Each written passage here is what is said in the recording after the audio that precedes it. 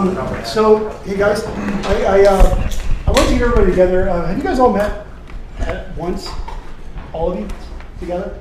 Not the entire group. No. Okay. Once a week from now on. I want the whole crew meeting once a week on this till it's done. I want to hear myself from every one of you guys that are working on this, what you're working on, and how things are going. But mostly just to hear what the hell everybody's working on, so that you know where we're headed. Good? My name's Alex Hoffman. I work on PlanetSide 2 as an associate programmer, and for the optimizations, I'm working on the bot client tool. This is what I'm doing. Bot client. These bots are bull. Day 2 through 12, these bots are still bull. The bot is a representation of a player for your client. So it's a empty, hollow player that it sends a bunch of updates to the server, which sends down to the client that you're running so you can profile. Or there's a lot of purposes, but for this is so we can make a good performance check. All right, walk around the office a bit. Say hi to the camera. Hi to the camera. Oh, you. Well, good news and bad news. The good news is I submitted the first version of the bot client that can take in the XML instructions.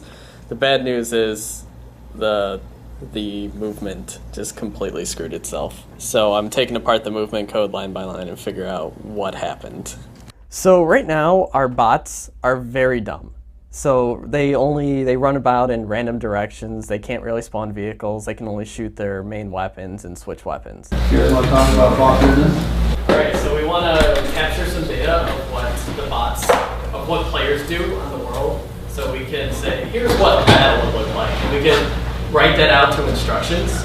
And then we can turn those instructions into something that a bot can use. And we can have basically a modest replay tool. So what we're going to do is we're going to find a large fight. So maybe a biolab alert or a crown fight.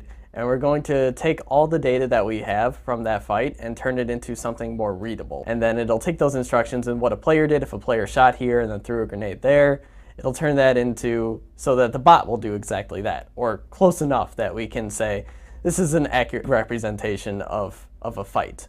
Here are some new bots. I'm using just some people that were running around VR zone. So right now they're interpolating through the ground because they don't know any better. Now he's gonna spawn onto a flash. But this is a representation of what one person did in the VR zone. They really did spawn a flash and then run around. All right, so I'm working on making the bots fire when they're in vehicles, which is currently a problem. They don't shoot when they're in mag riders. Now I've got to go to my meeting. Oh, are you Mr. I thought you meant him, Shank. No, I don't Bringing out the cameras from each other. And how is the movement going right now? You can point that at yourself now. Would you like me to do that for you? This is kind of awkward, but keep your pants on. Well, the movement looks pretty good right now. There's some weird stuff with the interpolation, like sometimes he'll overshoot it, but that doesn't happen too often. Right now, we gave up on grenades for the moment, and now vehicle weapon. I'm trying to get vehicle weapons working too. Okay, what's wrong with them? They require a projectile manager, which the bots don't have. So they do the grenade throwing motion, but nothing pops out of their hand. When we get the bot client to a point that I can run a really big fight, or it runs all the instructions like it's supposed to, they throw grenades and shoot like players do on live, every coder will be able to use this and say, thank you, this is a great tool for benchmarking, and we'll be able to make our optimizations even better. Are you not working again? I work late every day, Adam. Hey. I don't think I've left before 7 at all this week.